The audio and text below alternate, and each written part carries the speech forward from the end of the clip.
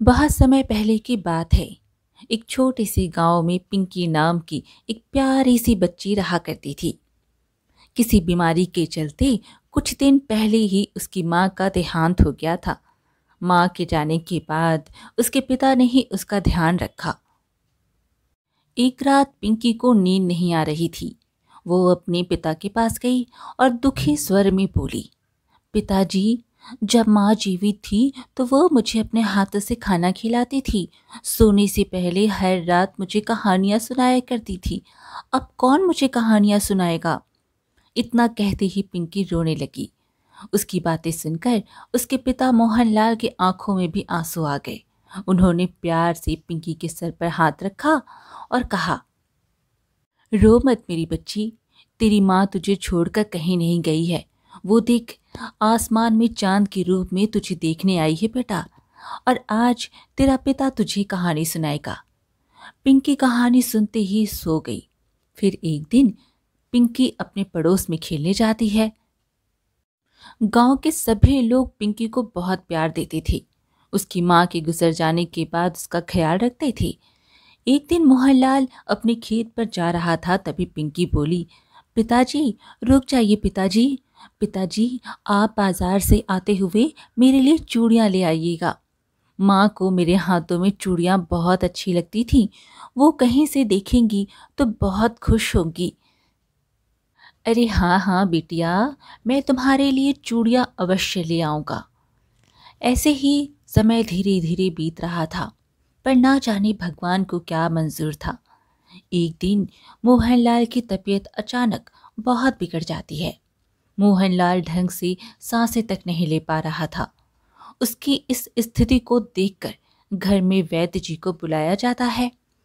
मोहनलाल धीरे से वैद्य से बोला, वैद्य जी, कृपया करके मुझे बचा लीजिए।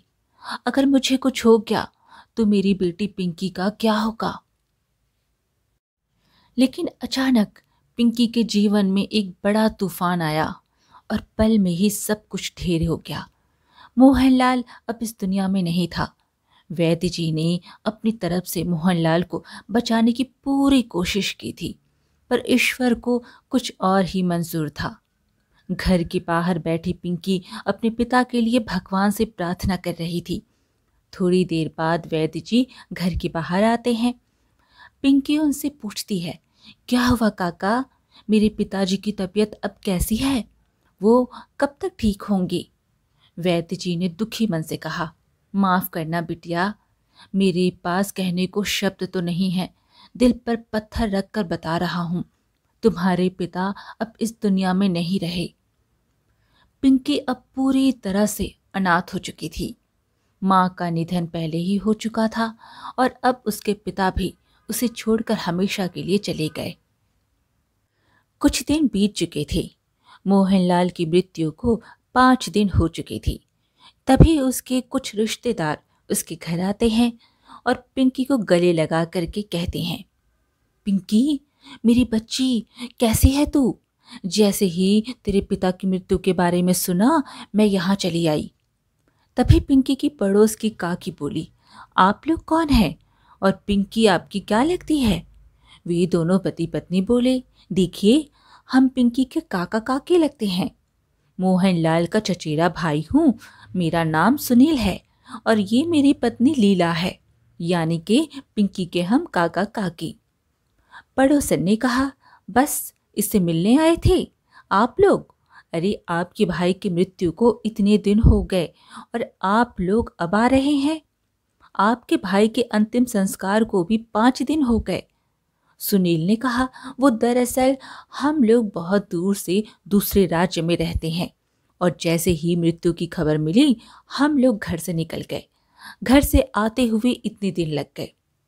उनकी बात सुनकर पड़ोसन बोले, अरे, फिर मुझे माफ कर दीजिएगा।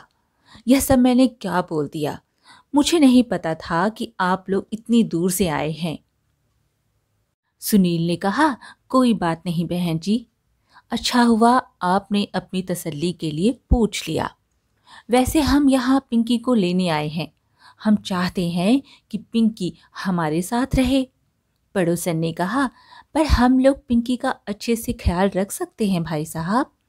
सुनील ने कहा, हम समझते हैं बहन जी, आपका पिंकी से लगाव है, पर हम पिंकी के काका काकी हैं और पिंकी हमारी भतीजी है, इसलिए हमारा फर्ज है कि हम पिंकी का पालन पोषण करें।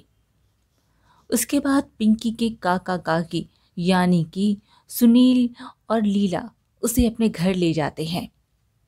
उस दिन के बाद से ही पिंकी अपने काका काकी के साथ रहने लगी थी।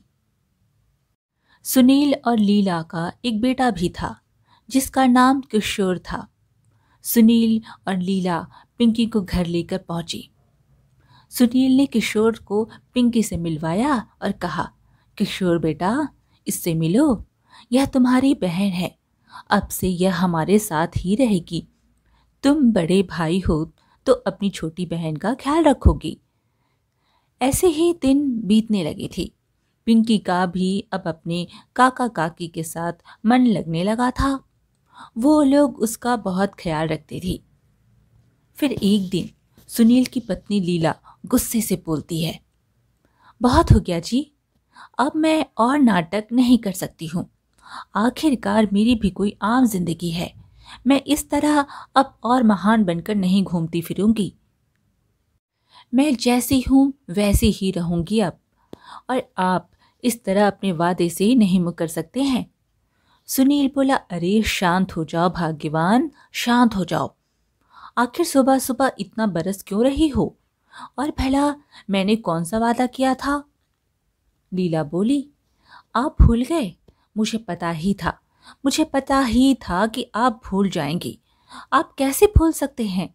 आपने वादा किया था कि आप किसी ना किसी तरह पिंकी की वो जायदाद अपने नाम करवाएंगी। आप कैसे भूल सकते हैं यह बात? सुनील बोला, अरे हाँ भाग्यवान, यह बात तो मैं भूल ही गया था।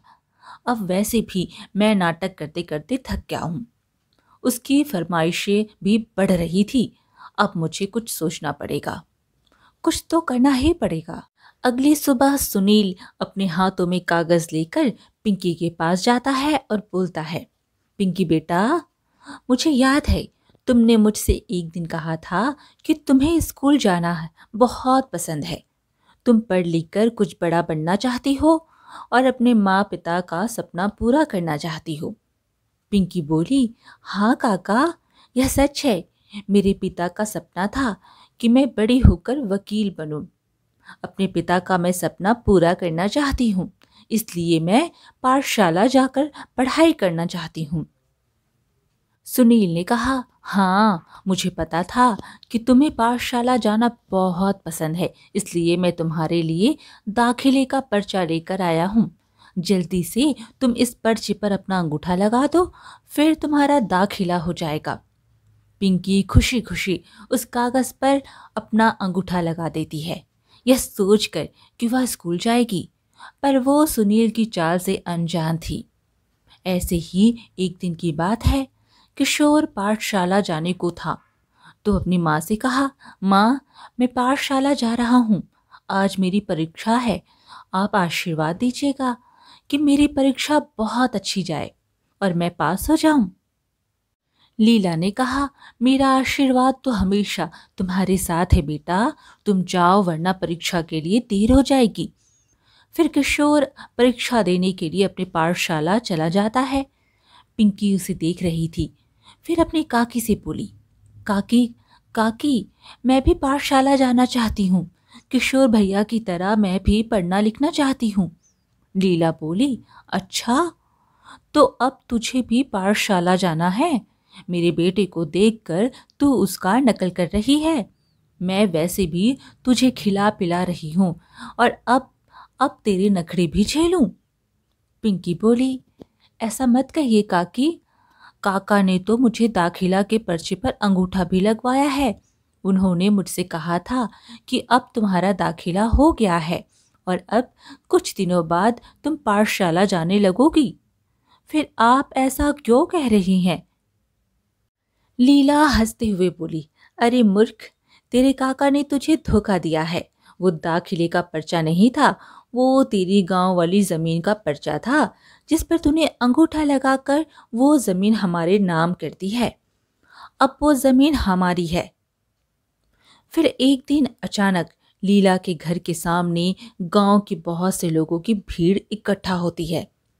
लीला उन सबको देखकर चौंक जाती है। अरे आप लोग, आप सब मेरे घर पर क्यों इकट्ठा हुए हैं? क्या गांव में कोई बात हो गई है? गांव वाले बोले, बात गांव में नहीं, बात तुम्हारे घर पर हुई है। लीला, हमें खबर मिली है कि तुम्हारे घर पर कोई छोटी बच्ची रहने आई है और तुम उस पर अत्याचार कर रही हो बहुत दिनों से। लीला ये सुनकर चौंक गई। अत्याचार? भला आप लोग ये सब क्या कह रहे हैं? वो तो मेरी भतीजी है। भला मैं उस पर अत्याचार क्यों करूंगी? मैं तो उससे बहुत प्यार करती हूँ। मेरी प्यारी बेटी है वो। गांव के एक व्यक्ति ने कहा, देखिए लीला जी, हम लोग पागल नहीं हैं।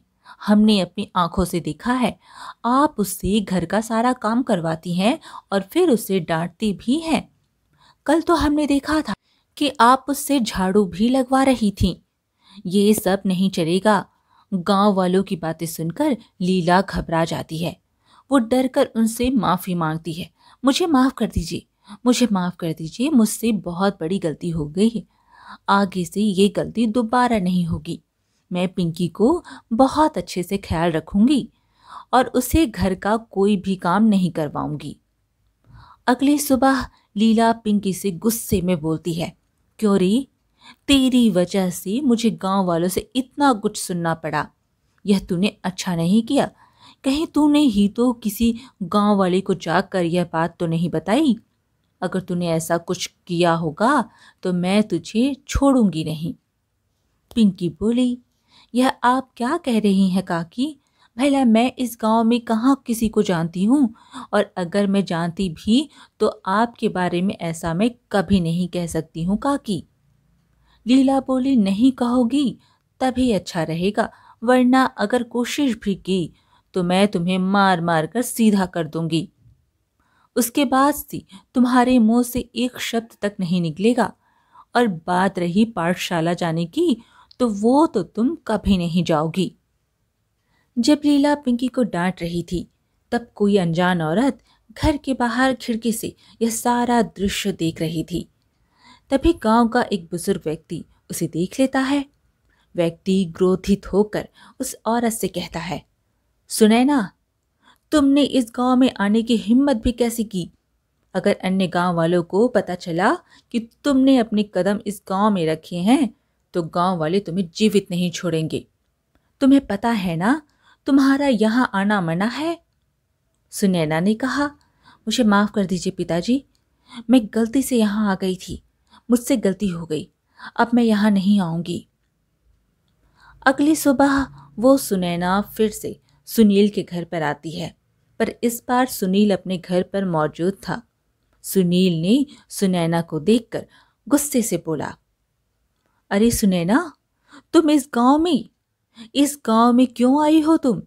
और आई सो आई, मेरे घर पर ही क्यों अपने कदम रखे? अब मेरा यह घर अपवित्र हो गया तुम्हारे कारण केवल। सुनैना घबराते हुए बोली, मैं यहाँ आना नहीं चाहती थी, पर उस बच्ची के दर्द की पुकार मुझे यहाँ खींच लाई है। आप लोग उस बच्ची पर अत्याचार करते हैं, मुझे यह बात भली भांति पता है। सुनील बोला, तुम्हारी इतनी हिम्मत, मतलब तुम हमारे घर पर नजर रखती हो? हमारा जो मन करेगा वह करेंगे, आखिर तुमसे क्या? और अगर यह बात मेरे गांव वालों को बता दी तो वो तुम्हारा क्या हाल करेंगे तुम सोच भी नहीं सकती हो। सुनैना बोली, मैं आप लोगों से भिड़ने नहीं आई हूँ। वो तो मुझे उस बच्ची पर दया आ गई। मैं उस बच्ची को अपने साथ ले जाना चाहती हूँ और मैं उस बच्ची को माँ की तरह पालूंगी। क्या आप लोग वो बच्ची मुझे दे सकते हैं? सुनैना की बातें सुनकर लीला सोच में पड़ जाती है। फिर वह धीरे से अपने पति सुनील से कहती है, सुनील जी, मुझे क्या लगता है हमें इस औरत की बात मान लेनी चाहिए। अगर यह पिंकी को अपने साथ ले जाना चाहती है तो ले जाने दीजिए। आखिरकार हमारा पिंकी से मतलब ही क्या है? वैसे भी हम पिंकी को अपने से अलग करना चाहते हैं। सुनील को सुझाव अच्छा लगा। हाँ, वैसे सही कह रही हो तुम। अब वैसे भी पिंकी की जमीन अब हमारे नाम हो गई है, तो आखिरकार हमारा पिंकी से मतलब ही क्या है। उसे ले जाने देते हैं, हमारे लिए ही अच्छा होगा। देखो सुनैना, मैं तुम्हें पिंकी को ले जाने दूंगा, पर मेरी एक शर्त है। उसके बाद से तुम और पिंकी इस गांव में कभी नजर मत आना, वरना गांव वालों को मुझ पर शक होगा और फिर वो लोग मुझे पुलिस के हवाले कर देंगे। सुनैना बोली, आप लोग चिंता मत करिए, मैं पिंकी को इस गांव से बहुत दूर लेकर चली जाऊंगी और फिर लौटकर कभी नहीं आऊंगी। उसका ख्याल हमेशा एक माँ की तरह रखूंगी।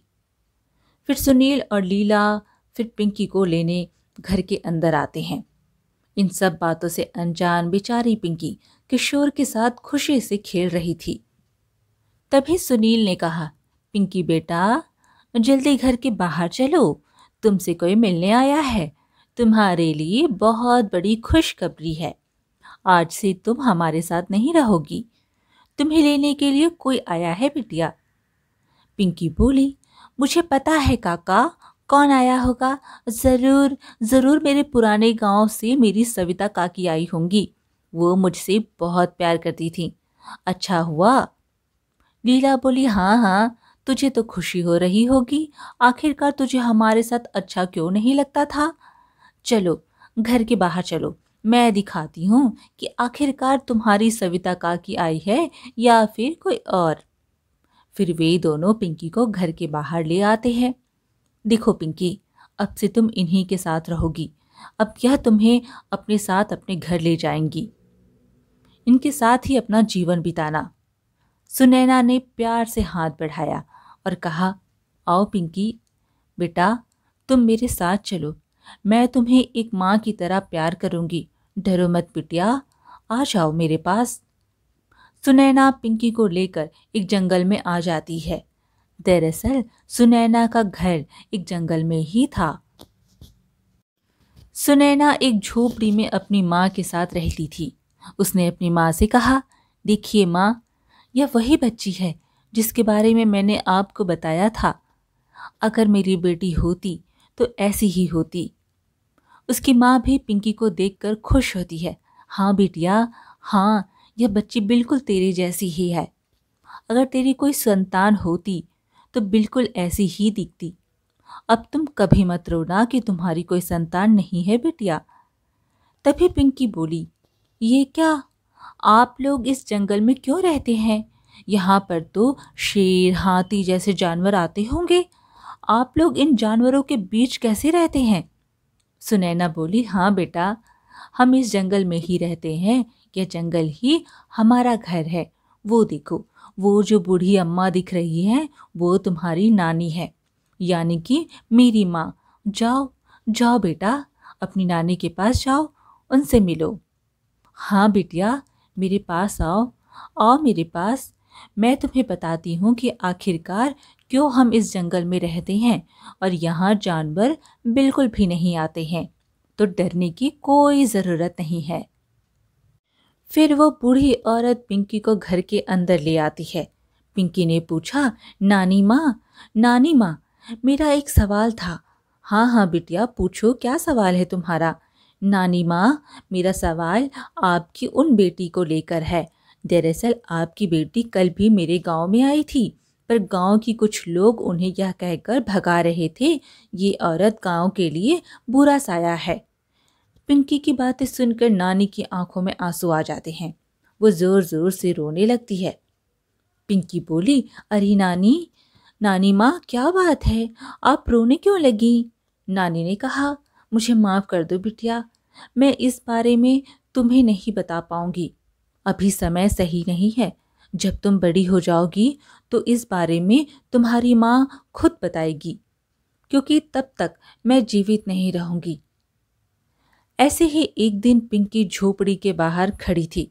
सुनैना ने कहा, पिंकी बिटिया, मैं शहर में काम करने के लिए जा रही हूँ। शहर में बहुत बड़ी बड़ी और अच्छी अच्छी दुकानें हैं। अगर तुम्हें कुछ चाहिए तो मुझे बताओ। पिंकी ने कहा, मुझे कुछ नहीं चाहिए आंटी, बस आप मुझे इस सवाल का जवाब दीजिए कि आप लोग यहाँ क्यों रहते हैं। सुनैना ने कहा, माफ कर दो बिटिया, मैं तुम्हें अभी यह बात नहीं बता सकती। जब तुम बड़ी हो जाओगी तब मैं तुम्हें सारी बातें बताऊंगी। वैसे मैंने तुम्हारा स्कूल में दाखिला करवा दिया है, तो कल से तुम स्कूल जाना। अगले दिन से पिंकी स्कूल जाने लगी और बड़े मन से पढ़ाई करने लगी। धीरे धीरे समय बीत जाता है। अब पिंकी बड़ी हो चुकी थी। पिंकी ने अपने पिता का सपना पूरा किया। वो अब वकील बन चुकी थी। पिंकी वकील बनकर अपने घर सुनैना के पास लौटी और सुनैना को लेकर शहर के घर पहुंची। अब सुनैना बूढ़ी हो चुकी थी। सुनैना ने पिंकी से पूछा, अरे पिंकी बेटा, तुम शहर से वापस कब आई और तुमने मुझे बताया ही नहीं, और यह कहाँ ले आई हो मुझे? पिंकी ने कहा, मैं आज ही वापस आई हूँ माँ, और यह आपका घर है। आज से आप इसी घर में रहेंगी माँ। सुनैना ने पिंकी के मुंह से माँ सुना तो उसकी आंखें भर आई। पिंकी बोली, इतना अजीब लग रहा होगा ना माँ, आज पहली बार मैंने आपको माँ कहकर बुलाया है, क्योंकि आपने हमेशा मेरी परवरिश एक माँ की तरह की है। मेरी सारी इच्छाएं पूरी की और मुझे पढ़ाया लिखाया। आपके कारण ही आज मैं वकील बन पाई। सुनैना बोली, जिस दिन मैं तुम्हें अपने घर लेकर आई थी उसी दिन से मैंने तुम्हें अपनी बेटी मान ली थी। उसके बाद से तुमने मेरा सर कभी नहीं झुकने दिया। पिंकी बोली, और झुकने भी नहीं दूंगी माँ। इस समाज में आपका सर हमेशा ऊंचा रहेगा। आज अगर मेरे पिता माता जीवित होते तो वो मेरी कामयाबी देखकर बहुत खुश होते, पर आज आप मेरे साथ हैं, इसलिए मेरा जीवन इतना अच्छा है। फिर पिंकी और सुनैना दोनों घर के अंदर आ जाते हैं। दोनों बैठकर बातें कर रहे थे। पिंकी ने कहा, हाँ तो माँ, अब आपने अंदर से भी घर देख लिया। अगर आपको पसंद आया तो ठीक, वरना हम कोई दूसरा घर ले लेंगे। सुनैना बोली, दूसरा घर? दूसरा घर क्या करेंगे बेटा, तूने बहुत अच्छा घर लिया है। पिंकी बोली, हाँ तो माँ, अब मैं सही मायने में कामयाब हो चुकी हूँ और बड़ी भी हो चुकी हूँ, जैसा कि आपने बचपन में मुझे वादा किया था कि आप मुझे सारी बातें बताएंगी। आपने आखिरकार अपना गांव क्यों छोड़ा था और जंगल में क्यों रहने लगी? आपने मुझे वादा किया था, आज आपको सारी बातें बतानी होंगी। सारी बातें माँ, सारी बातें। सुनैना ने कहा, ठीक है, अगर तुमने जिद कर ही ली है तो मैं बताती हूँ। यह बात तब की है जब मेरी नई नई शादी हुई थी।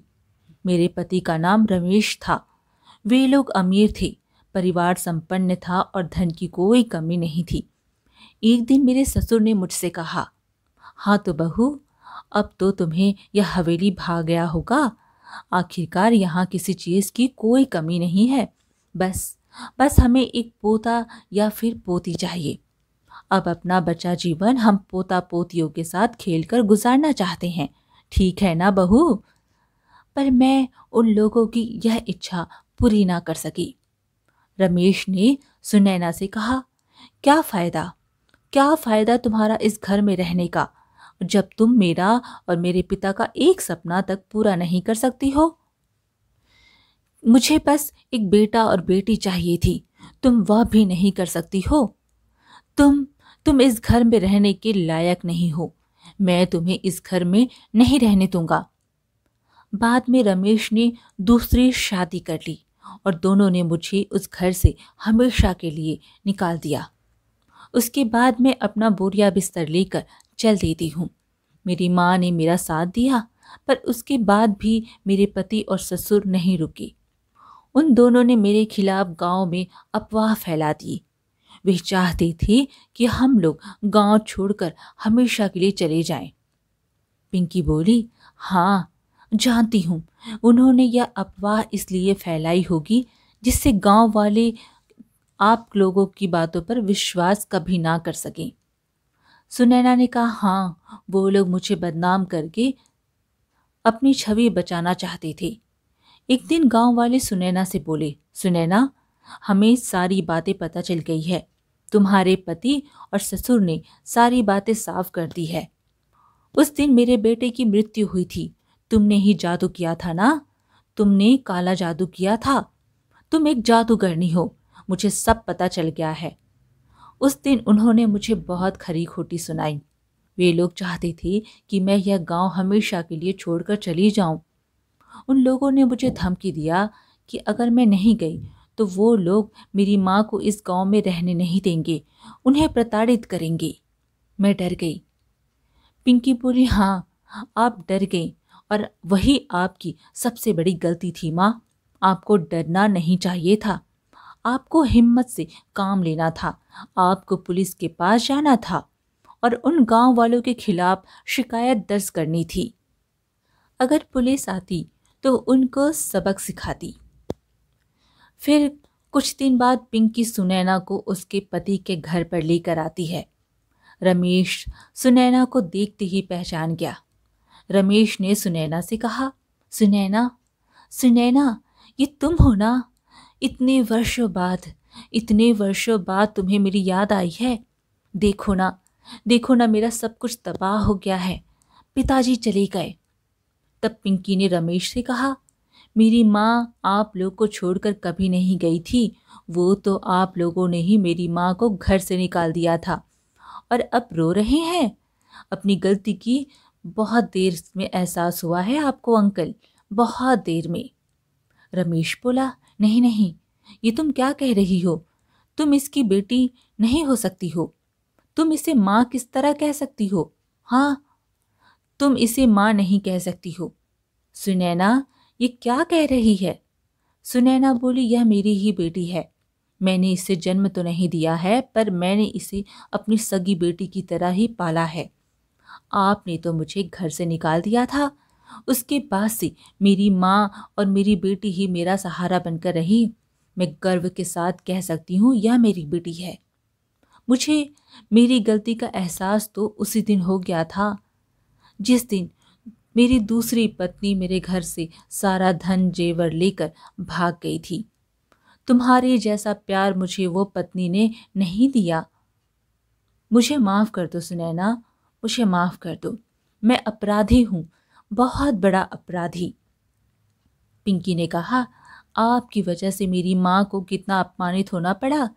सभी गांव वालों ने मेरी माँ को प्रताड़ित किया, पर मेरी माँ तो आज भी आपको ही अपना पति मानती है और आपके नाम का ही सिंदूर लगाती है।